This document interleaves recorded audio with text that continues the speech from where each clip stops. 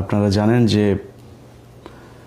বাংলাদেশের ক্ষমতাশালী সরকার, যেই সরকার ক্ষমতায় আসার পেছনে আমাদের কোনো মেহনত নাই, আমাদের কোনো এফোর্ট ছিল না, সেই সরকার আমার ফেসবুক পেজ বাংলাদেশে ব্লক করে রেখেছেন। তারপরে গেল 15 বছর শেখ হাসিনা সরকার যেটা পারেন নাই, ইউটিউব চ্যানেল, সেটাকেও তারা বিশেষ ক্ষমতা বলে 90 দিনের রেস্ট্রিকশনে দিয়েছেন। তারপরে ফেসবুকের আগের যে পেজটা ছিল আমার, যেটা ভেরিফাইড পেজ, সেটা সাসপেন্ড হয়েছে। সেটা সাসপেন্ড হওয়ার পেছনে অনেকগুলো কারণ আছে, কারণ এটাতে আমার অনেকগুলো ভায়োলেশন ছিল আগে। এমনিতে আমি কখনোই ফেসবুক বেশি দিন চালাইতে পারি না, একটা আমার 6 মাসের, এইটাই মনে হয় সবচেয়ে বেশি দিন ছিল, প্রায় 6 মাস 7 মাস মতো ছিল। এতদিন টানা আমার কোনো পেজ থাকে না। যাই হোক, তো শেখ হাসিনা সরকার এত চিঠি লিখেও আমাদের দেশকে মেটা থেকে কখনো ব্লক করাইতে পারে নাই। অথচ ডক্টর মোহাম্মদ ইউনূস, তিনি তার যে ক্ষমতা আছে এটা আমি নিজে টের পাচ্ছি। তিনি তো ক্ষমতাশালী, এটা অস্বীকার করার কোনো কিছু নেই। এই যে আপনি বিভিন্ন জায়গায় বড় বড় অলিম্পিক সহ শান্তিতে নোবেল পাওয়া থেকে শুরু করে সবখানে, এগুলো তার এমনি হয় নাই। মানে লবিং ছাড়া এগুলো আপনি মনে করেন না যে মানে ডক্টর মোহাম্মদ ইউনূস বা যারা নোবেল পেয়েছেন, শান্তিতে বিশেষ করে যারা নোবেল পেয়েছেন, তাদের মানে দেখেই বোঝা যায় যে এ পাবেই, এরকম কিছু না। এদেরকে লবিং করে তারপরে করতে হয়। তো এই যে নোবেল পেয়েছেন এবং অন্যান্য কিছু করেছেন, এই যে আপনার যে ক্ষমতা এবং আমার উপরে আপনি যে ক্ষমতা প্রয়োগ করছেন, এটাতে আমি বুঝতে পারছি, দেশবাসীও বুঝতে পারছে যে আপনার অনেক ক্ষমতা আছে। কিন্তু ভাই, এই ক্ষমতাটা একটু আবুধাবিতে খাটান না ভাই। এই যে আপনি যে চেয়ারটায় বসেছেন না, ডক্টর মোহাম্মদ ইউনূস, আপনি পৃথিবীতে বিশাল কিছু হইতে পারেন, কিন্তু একটা সত্যি কথা বলি, বাংলাদেশের প্রেক্ষাপটে আপনি জীবনে কোনো জায়গায় এমপিও হইতে পারবেন না। এখনও নির্বাচনে দাঁড়ান, কি হবে আমি জানি না। 5 তারিখের পরে বাংলাদেশের মানুষ আপনাকে ভীষণ সম্মান দিয়েছে, ভীষণ সম্মান। আমি গেল কয়েকদিনে বহু আমার শুভাকাঙ্ক্ষীর ফোন পেয়েছে যে ভাই, ডক্টর মোহাম্মদ ইউনূসকে আপনার গালাগাল করা ঠিক হয় নাই। ডক্টর মোহাম্মদ ইউনূস, উনি আসলে খুবই ভালো মানুষ, ওনার আসলে কিচ্ছু করণীয় নাই। তো এই আলোচনায় পরে আসি। তো এগুলো শুনতে হয়েছে। আপনার ভালোবাসে মানুষ, আপনাকে প্রচণ্ড ভালোবাসে। তো আপনি এই যে বিশাল ক্ষমতাটা দেখাচ্ছেন, এই ক্ষমতার কিছুটা আপনি আবুধাবিতে একটু দেখান না, বলেন না যে ওদেরকে ছেড়ে দিতে। কারণ আপনি বাংলাদেশে যেটা বললাম যে আপনি এমপি হইতে পারতেন না কখনোই। আপনি এই যে চেয়ারটায় বসেছেন, এই আবুধাবির মানুষগুলোর মানে বিশাল ডেডিকেশন ছিল। তারা জানে যে মিডল ইস্টের এইসব গলফ কান্ট্রিগুলোতে এগুলোতে এইভাবে আন্দোলন করা যায় না। তারা আন্দোলন করে আপনাকে বসিয়েছে। আপনি কয়দিন আগে এই যে মারামারিগুলো হয়েছে না, এই যে সারা দেশে মানুষ জীবন দিয়েছে না, এটা ভারত বিরোধিতার ফল। এই ভারত বিরোধিতার ফসল আপনি, এই ডক্টর ইউনূস, আপনি ঘরে এনেছেন। তো এই যে ভারত বিরোধিতা করে মানুষ জীবন দিল, শেখ হাসিনাকে ভারতে পাঠাইলো, এত কিছু করলো, তো আপনি এই মানুষগুলিরে ভারত থেকে বাঁচাবেন না? আপনি চীনে গেলেন, চীনে গিয়ে তারপরে নাকি 6টা বিশেষায়িত বিভাগীয় শহরের হাসপাতাল নিয়ে আসলেন আপনি। সে হাসপাতাল কোথায় ভাই? আপনি কয়দিন আগে তাদের পেঁয়াজ পচে যাচ্ছে, পেঁয়াজ নিয়ে আসলেন। আপনি তাদেরকে শেখ হাসিনা যে পরিমাণে ইলিশ দিত তার চেয়ে ডাবল ইলিশ দিলেন। আপনি আদানির বিদ্যুৎ এখনও পর্যন্ত আনেন। আপনার সিকিউরিটি অ্যাডভাইজার এখনও ইন্ডিয়াতে যায়, গিয়ে তারপরে তাদের সাথে বৈঠক করে, তাদের অজিত দোভালের সাথে বিভিন্ন দেশে তিনি বৈঠক করেন। তাহলে আমরা কি পেলাম? আপনি না বলে এসেই ঘোষণা দিলেন ইউরোপের বিভিন্ন দেশে যেতে, এখন আর ইন্ডিয়াতে যেতে হবে না, বাংলাদেশে থেকেই তারপরে সবাই যেতে পারবেন। সেটা বলার পর থেকে কি হয়েছে, সেটা তো আপনি বাংলাদেশে আনেননি। এখন তাদের তো যেতে হয়, বাংলাদেশের মানুষকে তো ভিসা তো নিতে হবে, এখন ওদের জন্য যেতে হয় ইন্ডিয়াতে।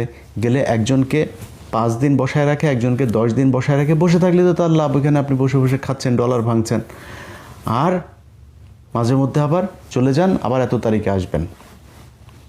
এগুলো করা হচ্ছে। বাংলাদেশের মানুষকে আরও বিপদে ফেলে দিয়েছেন আপনি। এর বাইরে যদি বলি আমি যে ডক্টর মোহাম্মদ ইউনূসের কিছু কিছু মানুষ আছে যারা এখনও বিশ্বাস করেন ওনার কিছুই করার ক্ষমতা নাই, উনি খুব চেষ্টা করেন, সব কাজ করতে চেষ্টা করেন, কিন্তু উনি পারেন না। প্রথম কথা হচ্ছে ভাই আপনি যদি না পারেন সরে যান। আপনারা কেউ পায়ে ধরে এখানে না বসায় নাই তো যে ভাই আপনি এখানে বসে থাকতেই হবে, না থাকলে আপনারা জেলে ঢুকাবে। আপনি সারা জীবন বাইরে বাইরে ছিলেন, আপনি বাইরে থাকেন বা দেশে থাকেন, যেখানে মন চায় থাকেন। আপনি এই যে আজকে প্রথম আলো, ডেইলি স্টার, মেইলি স্টার এত কিছু নিয়ে এত কথা হচ্ছে, এই দেশে 71 টিভি জ্বালায় দেয়নি। এই দেশে এই 5 তারিখের পরের ঘটনাই বলি, আগেরগুলো সংগ্রাম তারপরে দিগন্ত এগুলো তো হয়েছেই। 5 তারিখের পরে এই সময় টিভিতে বিএনপির লোকজন যায় হামলা করে নাই, কিছু হয়েছে নাকি?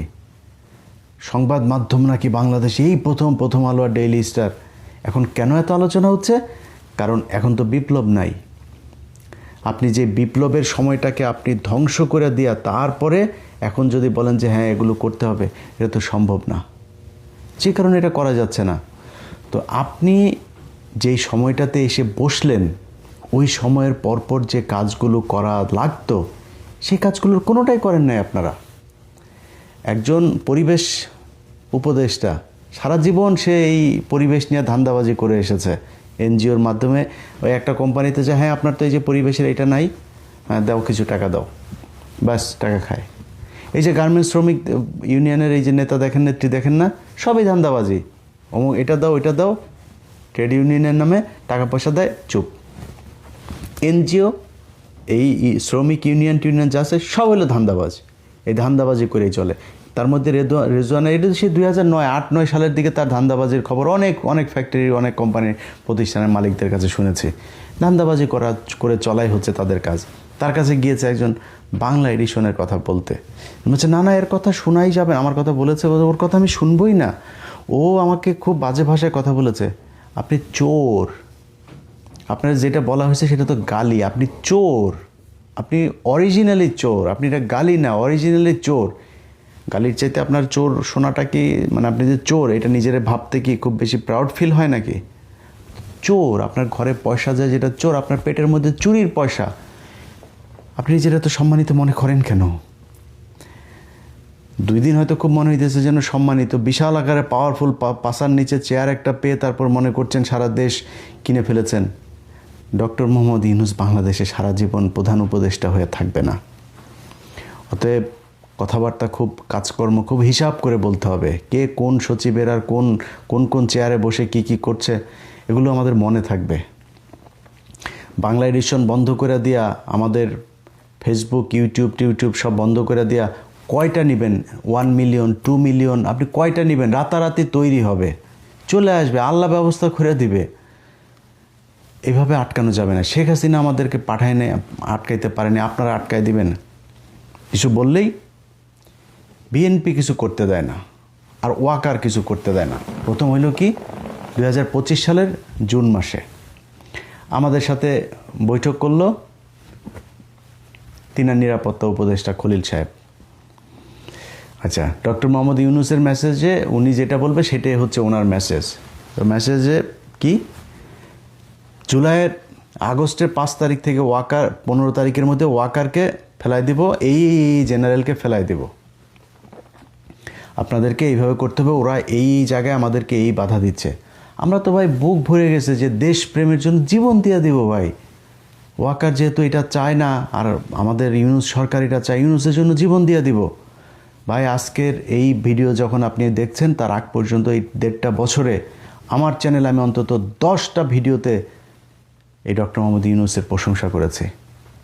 আজকে কেন ডক্টর মোহাম্মদ ইউনূসের বিরুদ্ধে গেলাম? ডক্টর মোহাম্মদ ইউনূস ক্ষমতায় আসার পর থেকে আপনাদের মনে নাই আনসার লীগ, রিক্সা লীগ, হিন্দু লীগ, ইসকন লীগ, নানান লীগ এসে রাস্তায় নেমেছিল। আমি ইলিয়াস আমার জায়গা থেকে সর্বোচ্চ ডক্টর মোহাম্মদ ইউনূসের পক্ষে কথা বলেছে। আজকের যেই চেহারাটা আমাদের দেখছেন এটা একদিন আর 2 দিনে হয় নাই, একটার পর একটা জিনিস দেখছি, চেষ্টা করছি সেগুলো সমাধান করা, কোনো কিছু হয় না। আমাদেরকে জুন মাসে বললো যে এই জিনিসগুলো আমরা করতে চাচ্ছি, একদম ইন্ডিয়ার বিরুদ্ধে বিশাল আকারের এই যে এত বিশাল বাটপারি যে খলিল, এটা আমি জানতাম না। পরে আসতে তার সাথে সেদিন কথা বলে তো ভাই বিশ্বাস করেন মনে হলো যে আল্লাহ আমাদেরকে একটা ফেরেশতা পাঠিয়েছে ইন্ডিয়ার হাত থেকে বাঁচার জন্য। কাজ করতে থাকলাম, ধুয়ে ফেললাম ওয়াকার সহ জেনারেলদেরকে। ও মা, উনি যায় দেখি অজিত দাওয়ালের সাথে বৈঠক করেন। উনি বিভিন্ন, আমি অন্তত 5 জন আমাকে বলেছেন যে তারেক রহমানের সাথে খুবই ক্লোজ যারা, এই খলিল তারেক রহমানের সাথে একটু বসতে চায়, একটু সময় চায়। এত আত্মকেন্দ্রিক স্বার্থপর দুইজনই, ডক্টর ইউনূস খলিল দুইটাই প্রচণ্ড স্বার্থপর। এরা কোনো নিজের চেয়ারের থেকে সরতে চায় না। এরা সম্মান চায়, খালি নিজেরে নিয়ে সবাই করবে, সারা দুনিয়ায় ঘুরে ঘুরে এগুলোই চেয়েছে, এখনও তারা ওইটাই চায়। ভাই, আপনাদের হাতে যেই সুযোগ পেয়েছেন, কিছু বললেই তারেক রহমান এটা করতে দেয় না, বিএনপি এটা করতে দেয় না, আর ওয়াকার এটা করতে দেয় না, সব দোষ তাদের।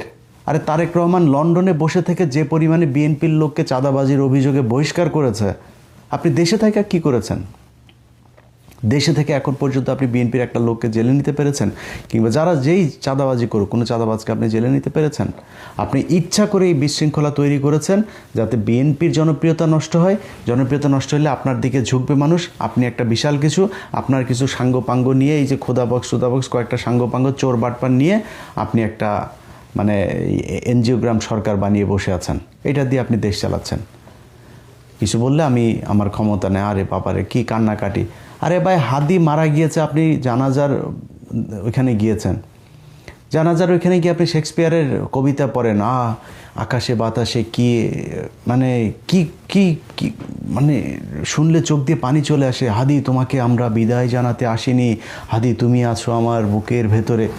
আরে মিয়া, আপনার কাছে এটা শুনতে চাইছেন? আপনি মিয়া রাষ্ট্রের প্রধান, আপনি বিচার করবেন আসামি কোথায়, আপনি সে আসামি দেবেন, বলে আসবেন যে এতক্ষণের মধ্যে পুলিশকে এটা ধরতে হবে, স্বরাষ্ট্রমন্ত্রীকে এই আসামি ধরতে হবে, না হলে স্বরাষ্ট্রমন্ত্রী বাদ। আপনি যা সেখানে কবিতা পড়েন, কান দেন, এটার জন্য আপনি রাষ্ট্রের প্রধান? আপনি কিছুই পারেন না। তো কিছুই যদি না পারেন ভাই, সরেন। আপনার থাকতে বলছে কে?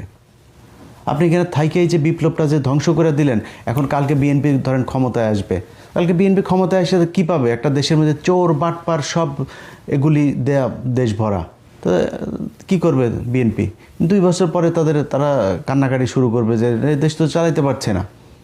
চোর বাটপার সব আপনি রেখে দিয়ে গেছেন। আরে ভাই, একটা বিপ্লব হওয়ার পরে এত 2,500 মানুষকে চোখের সামনে মেরে ফেললো, ভিজুয়ালি সব কিছু দেখা যায়। আপনি আওয়ামী লীগের লোকজন বসে আছে, আপনার বসানোই তো, খোদা বক্স আপনার বসানো। আপনি এইটুক পারেন নাই যে আওয়ামী লীগের এই যে যারা হয়েছে, নিহত হয়েছে, এই মামলাগুলো হয়েছে, মামলার আসামিদেরকে সব ধরতে হবে? পারেন না আপনি এই অর্ডারটা দিতে? আপনি করেন না। আপনি হাদি মারা গেল, আরে ভাই 7টা দিন ছেলেটা এইভাবে পড়ে থাকলো, আপনি 7টা দিনের ভেতরে তাকে আসামিগুলো ধরতে পারলেন না। হাদি কি দেশে হাজার হাজার নাকি? এগুলো শতাব্দীতে 1বার 2বার আসে। তা আপনি তারে হারায় ফেললেন আপনাদের ভুলের কারণে, আপনি তাদের ধরতে পারলেন না। বিদেশে পুলিশ চাইলে এটা ধরতে পারে না। ইউনূস সরকারের অনেকে এটার সাথে জড়িত, যেই কারণে তাকে ধরা যায়নি। আমি যতটুকু জানি সে এখন পর্যন্ত দেশে আছে, তাকে ধরা হচ্ছে না, ধরা হবে না।